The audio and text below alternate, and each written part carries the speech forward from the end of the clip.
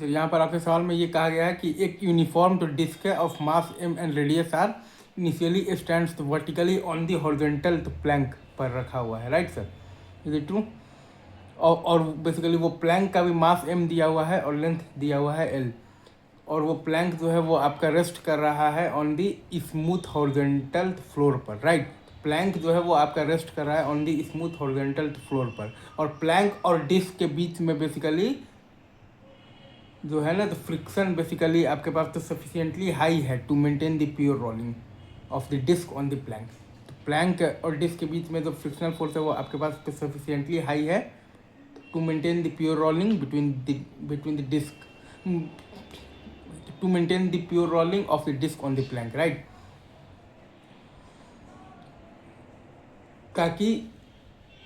ताकि डिस्क और आपका ये प्लैंक के बीच में तो कोई भी स्लिपिंग ना हो, ठीक है।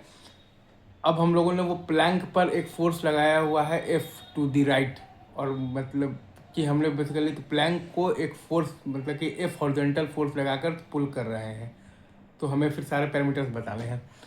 देखिए, हमने बेसिकली स्टैटिक फ्रिक्शनल फोर्स का डायरेक्शन मान लिया है कि डिस्क पर प्लैंक लगा रहा है आगे की तरफ Fs। हमने बेसिकली स्टैटिक फ्रिक्शनल फोर्स का डायरेक्शन मान लिया है कि डिस्क पर प्लैंक लगा रहा है आगे की तरफ Fs, ठीक है। तो उस हिसाब से आप देखिएगा तो क्योंकि प्योर रोलिंग का कंडीशन होता है कि बॉटम ऑफ जो पॉइंट है वो बेसिकली तो प्लैंक के रेस्पेक्ट में रेस्ट पर रहना चाहिए। बॉटम ऑफ पॉइंट प्लैंक के रेस्पेक्ट में बेसिकली तो रेस्ट पर रहना चाहिए। तो इसका मतलब है कि V ऑफ द डिस्क और plus omega r, right sir, is equal to आपके पास होना चाहिए तो V ऑफ द प्लैंक के, राइट।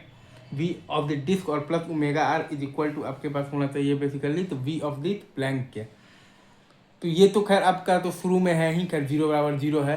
तो अब बेसिकली आपके पास स्टैटिक फ्रिक्शनल फोर्स जो है बेसिकली आपके पास जो Fs है वो खुद को ऐसे एडजस्ट करेगा ताकि ए डिस्क और plus alpha r is equal to a plank भी हो जाए, ताकि वी डिस्क और plus omega r is equal to v plank, मतलब कि प्योर रोलिंग मेंटेन रहे।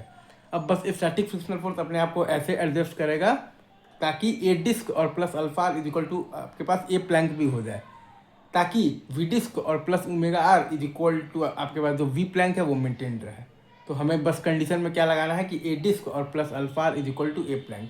तो वो लगाने के लिए बेसिकली ए डिस्क आपके पास क्या है बेसिकली Fs बाई एम, और प्लस अल्फा आर आपके पास क्या है तो 2Fs इंटू आर बाई है आपके पास mr²। अल्फा आर आपके पास होता है, अल्फा होता है आपके पास टॉर्क बाई आई, तो Fs इंटू आर और बाई आई है आपके पास बेसिकली हाफ mr², तो डिस्क का आई है और इंटू आर कर दिए हैं।